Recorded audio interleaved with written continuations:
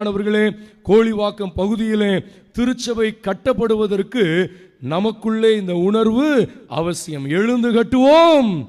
ஆமென். நமக்குள்ள இருக்க வேண்டியது முதலாவது அவசியத்தை உணர வேண்டும், இரண்டாவது ஆர்வம் உருவாக்கப்பட வேண்டும், மூன்றாவது அதிக பிரயாசங்கள் அவசியம்.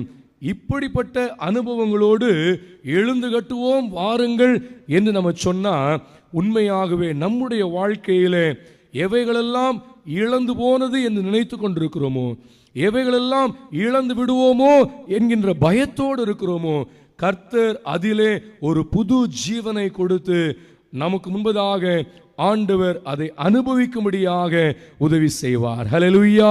நம்முடைய கண்களுக்கு முன்பதாக மாத்திரமல்ல, அவைகளை நாம் அனுபவித்து மகிழும்படியாக உதவி செய்வார். இந்த வருடத்தில் கர்த்தர் கொடுத்த வாக்குத்தத்தம் அப்படியே நிறைவேறும். உன் இருதயம் அதிசயப்பட்டு பூரிக்கும் என்ற வார்த்தை நம்முடைய வாழ்க்கையில் நிறைவேறும். ஜீவனற்று போயிற்று என்று எண்ணுகிறவைகளிலே ஜீவன் உண்டாகும் பொழுது நம்முடைய இருதயம் அதிசயப்பட்டு பூரிக்கும். உண்மையாகவே நம்முடைய வாழ்க்கையிலே இந்த மகிழ்ச்சியை ஆண்டவர் கொடுப்பார். ஹல்லேலூயா.